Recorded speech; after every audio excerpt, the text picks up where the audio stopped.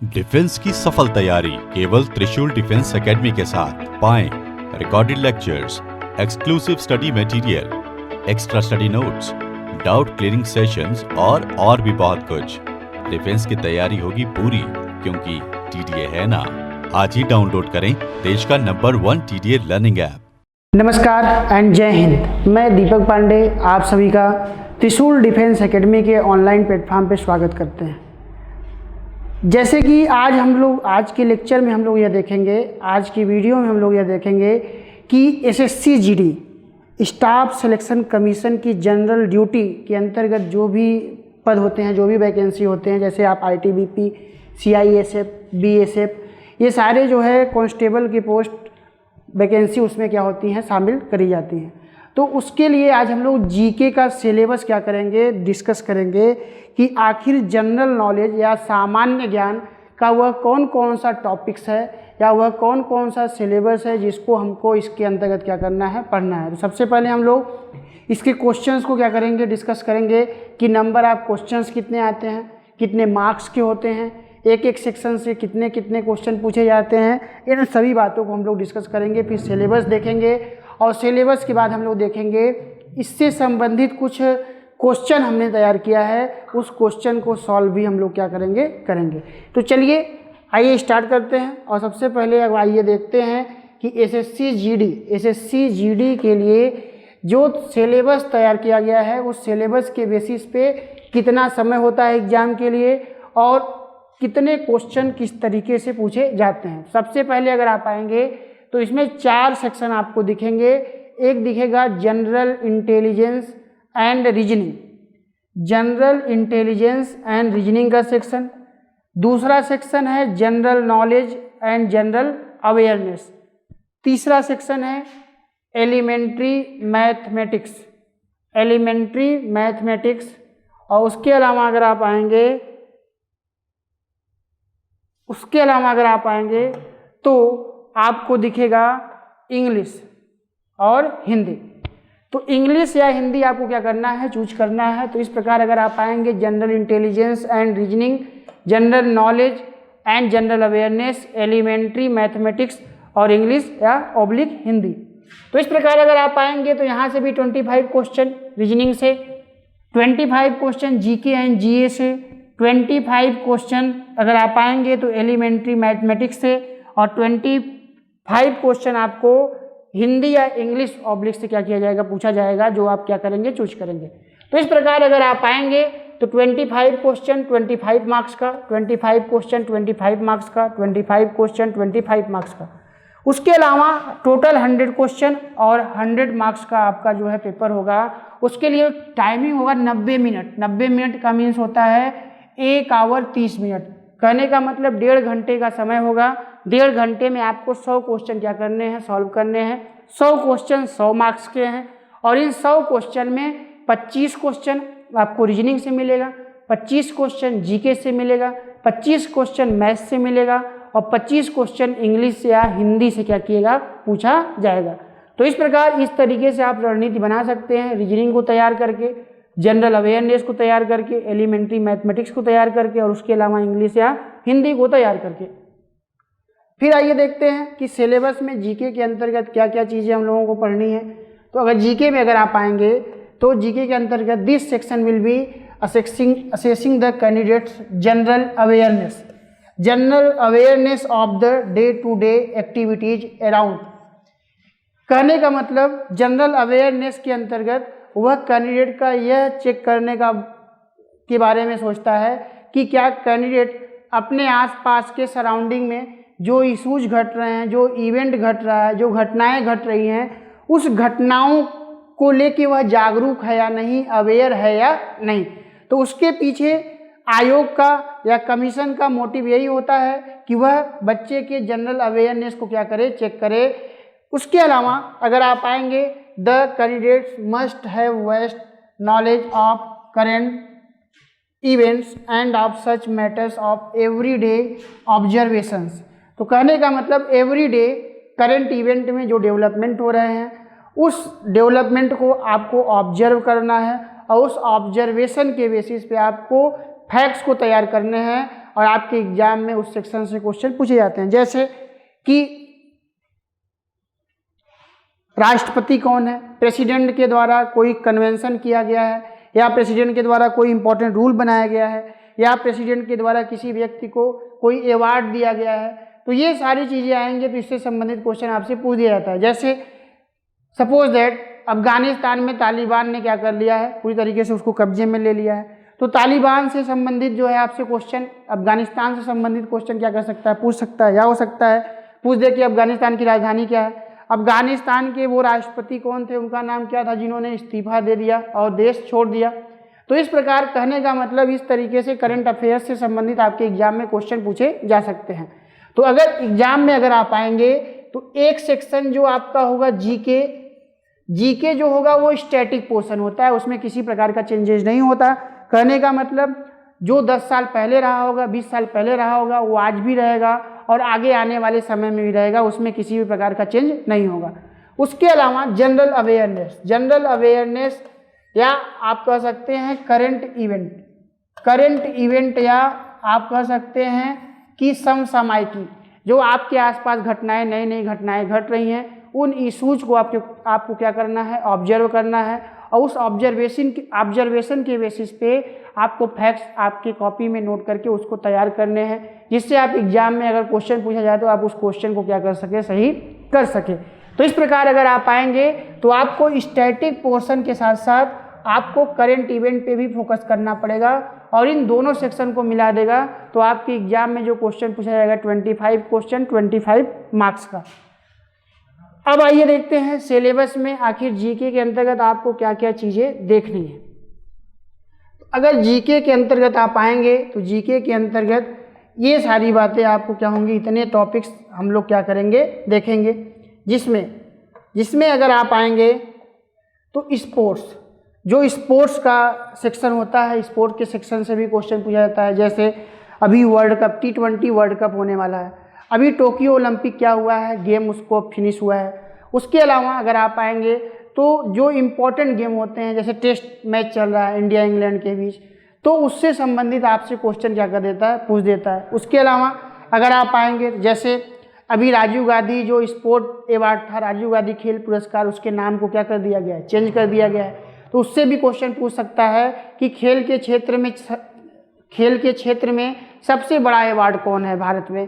तो अगर ऑप्शन में दिया जाएगा राजीव गांधी खेल रत्न अवार्ड, तो उसका नाम अब चेंज कर दिया गया है, उसको मेजर ध्यानचंद के नाम पे क्या कर दिया गया है, तो उसी तरीके से आपसे क्वेश्चन करंट अफेयर्स में स्पोर्ट्स से क्या कर सकता है, पूछ सकता है।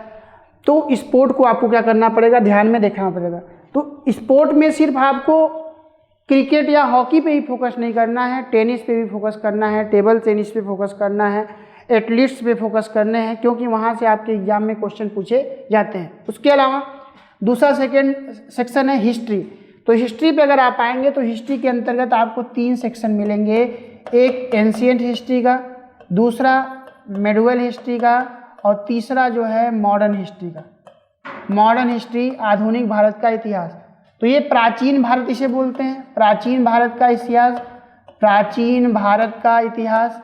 उसके अलावा मध्यकालीन भारत का इतिहास या मेडिवल हिस्ट्री, मध्यकालीन भारत का इतिहास। उसके अलावा अगर आप आएंगे तो मॉडर्न इंडिया या मॉडर्न इंडिया पे अगर आप आएंगे तो मॉडर्न इंडिया पे अगर इसे आएंगे तो इसे बोलते हैं आधुनिक भारत का इतिहास, आधुनिक भारत का इतिहास। ये सारे सेक्शन आपको क्या करने हैं, पढ़ने हैं, और यहाँ से आपसे क्वेश्चन क्या करता है, पूछता है। तो एंशिएंट, मेडिवल और उसके अलावा मॉडर्न, ये 3 टॉपिक्स हिस्ट्री के अंतर्गत हैं, जिसमें आपको सारे हिस्ट्री का स्टडी नहीं करना है। आपको जो है क्या करना है कि जैसे एंशिएंट हिस्ट्री में अगर आप जाएंगे प्राचीन भारत में, तो प्राचीन भारत में आपको फोकस करना है स्पेशली रिलीजन पे, बौद्ध धर्म, जैन। उसके अलावा हड़प्पा ट्रेंड पे आपको देखना है।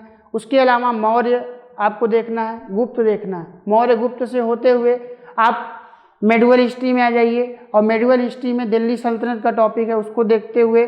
उसके अलावा मॉडर्न इंडिया में अगर आप आएंगे तो 1757 से लेके हम लोग जो है 1947 तक के जो इम्पोर्टेंट सेगमेंट होंगे, जो इम्पोर्टेंट इवेंट या घटनाएं होंगी, उसके बारे में डिस्कशन किया जाएगा। और उससे संबंधित आपके एग्जाम में क्वेश्चन पूछा जाता है। जैसे अगर आप आएंगे तो इंडियन नेशनल कांग्रेस के बारे में आपको पता होना चाहिए कि इंडियन नेशनल कांग्रेस कब बना, इंडियन नेशनल कांग्रेस के फर्स्ट चेयरमैन कौन बने, फर्स्ट मीटिंग उसका कहाँ पे हुआ, ये सारी बातें आपसे एग्जाम में क्या किया जाता है, पूछा जाता है, इसको ध्यान में रखना है। उसके अलावा अगर आप आएंगे तो बंगाल का विभाजन या डिवाइडेशन कब हुआ, उसके अलावा अगर आप आएंगे तो महात्मा गांधी कब जो है भारत में आते हैं, तो 1915 में आते हैं। और 1915 में आने के बाद उनके द्वारा 3 आंदोलन चलाए जाते हैं, एक चंपारण, अहमदाबाद, खेड़ा।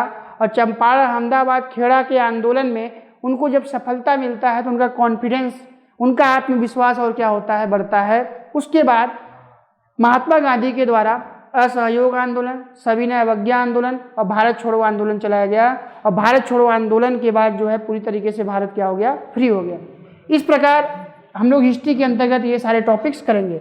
उसके अलावा अगर आप आएंगे India and its neighbouring country, तो India and its neighbouring country के अंतर्गत अगर आप आएंगे तो भारत एवं पड़ोसी देश के अंतर्गत हम लोग क्या करेंगे, भारत एवं पड़ोसी देश की बाउंड्री लाइन को देखेंगे। जैसे India Pakistan, India Afghanistan, India Nepal, India China, उसके अलावा इंडिया बांग्लादेश, ये सारे टॉपिक्स हम लोग क्या करेंगे, देखेंगे। उसके बाउंड्री लाइन, उसके बीच रिलेशन कैसा है, रिलेशन के बारे में हम लोग डिस्कशन करेंगे। तो इम्पॉर्टेंट चीज़ें हैं जो आपके एग्जाम में क्या करी जा सकती हैं, पूछी जाती हैं। उसके अलावा अगर आप आएंगे कल्चर, तो कल्चर का जो टॉपिक है, कल्चर भी किसका टॉपिक है, वो हिस्ट्री का ही टॉपिक है। तो हिस्ट्री के करेंगे, तो हिस्ट्री करने के दरमियान हम लोग देखेंगे कौन से शासनकाल में कौन सा मंदिर बना, उस मंदिर में कौन सी कला का, कौन से आर्ट का प्रयोग किया गया है, किस तरीके का कल्चर डेवलप हुआ। तो वो सारे टॉपिक आर्ट एंड कल्चर का हम लोग हिस्ट्री के अंतर्गत करेंगे। ज्योग्राफी में अगर आप आएंगे तो 2 मेजर सेक्शन आपको मिलेगा, एक मिलेगा इंडियन ज्योग्राफी, उसके अलावा दूसरा मिलेगा वर्ल्ड ज्योग्राफी। तो इंडियन ज्योग्राफी और वर्ल्ड ज्योग्राफी में आप इसमें अगर आप जोड़ देंगे मैप, तो ये 3 सेक्शन आपको क्या करने हैं, पढ़ने हैं, और यहाँ से क्वेश्चन आपसे पूछे जाते हैं। उसके अलावा आप आएंगे इकोनॉमिक्स, तो इकोनॉमिक पे अगर आप आएंगे तो इकोनॉमिक्स से बहुत ज़्यादा क्वेश्चन नहीं, ये सारे क्वेश्चन करंट इवेंट से संबंधित होते हैं। उसके अलावा इकोनॉमिक्स पे अगर आप आएंगे तो इकोनॉमिक्स के अंतर्गत 5 ईयर प्लान हो गया, planning commission, NITI Aayog, NDC, finance commission, banking structure. उसके अलावा अंतर्राष्ट्रीय लेवल पे, इंटरनेशनल लेवल पे कुछ जो है ऑर्गेनाइजेशन है, उनके headquarter, foundation, first chairman, last chairman, ये सारे जो है क्वेश्चन आपके एग्जाम में पूछे जाते हैं। उसके अलावा बजट का टॉपिक, ये सभी टॉपिक्स हम लोग इकोनॉमिक्स के अंतर्गत देखेंगे। और इकोनॉमिक्स से ज़्यादा क्वेश्चन जो होते हैं वो करंट के क्वेश्चन होते हैं। किसके होते हैं, तो करंट के क्वेश्चन होते हैं, समसामयिक के क्वेश्चन होते हैं। उसके अलावा जनरल पॉलिटी में अगर आप आएंगे तो कॉन्स्टिट्यूशन के अंतर्गत हम लोग क्या पढ़ेंगे, इसके अंतर्गत हम लोग देखेंगे मेकिंग ऑफ कॉन्स्टिट्यूशन, किस तरीके से संविधान बन के तैयार हुआ, संविधान बनने में संविधान सभा में कितने मेंबर थे, उन मेंबर का इलेक्शन कैसे हुआ, उन मेंबर को किसने इलेक्ट किया, ये सारी बातें। उसके अलावा सिटीजनशिप, उसके अलावा fundamental rights, central government, state government, ये सारी बातें हम लोग जो है पॉलिटी के अंतर्गत देखेंगे। उसके अलावा नेक्स्ट आएंगे तो पॉलिटी या इंडियन कॉन्स्टिट्यूशन, ये दोनों टॉपिक को हम लोग क्या करेंगे, मिला के पढ़ेंगे। उसके अलावा साइंटिफिक रिसर्च का मतलब ये बेसिकली जो टॉपिक है साइंस एंड टेक्नोलॉजी में अगर आप आएंगे तो इंफॉर्मेशन टेक्नोलॉजी, स्पेस टेक्नोलॉजी, ये सारे टेक्नोलॉजी, न्यूक्लियर टेक्नोलॉजी, ये टेक्नोलॉजी से आपसे क्वेश्चन करंट से संबंधित होते हैं। किससे होते हैं, करंट से संबंधित क्वेश्चन क्या किया जाएगा, पूछा जाएगा। तो अगर आप आएंगे तो जो ज़्यादा सा सेक्शन स्टैटिक आपको मिलेंगे, हिस्ट्री का सेक्शन जिसमें किसी प्रकार का चेंज नहीं होने वाला है, नेबरिंग कंट्री में ज़्यादातर फैक्ट्स में चेंज होने वाले नहीं हैं, कल्चर, ज्योग्राफी और इकोनॉमिक्स के जो स्टैटिक पोर्शन होंगे कॉन्स्टिट्यूशन के, उसमें किसी प्रकार का चेंजेस होने वाला नहीं है। लेकिन करंट अफेयर्स में अगर करंट सिनेरियो में वर्तमान में गवर्नमेंट के द्वारा कोई अमेंडमेंट किया जा रहा है, कोई संशोधन किया जा रहा है, तो वह संशोधन या अमेंडमेंट आपके लिए क्या होगा, इम्पॉर्टेंट होगा। तो सबसे पहले आपको ध्यान क्या रखना है, सबसे पहले जीके के अंतर्गत आपको ध्यान ये रखना है कि आपको स्टैटिक पोर्शन तैयार करना है। स्टैटिक पोर्शन में, या स्टैटिक पोर्शन का मतलब होता है जिसमें किसी प्रकार का चेंज न हो।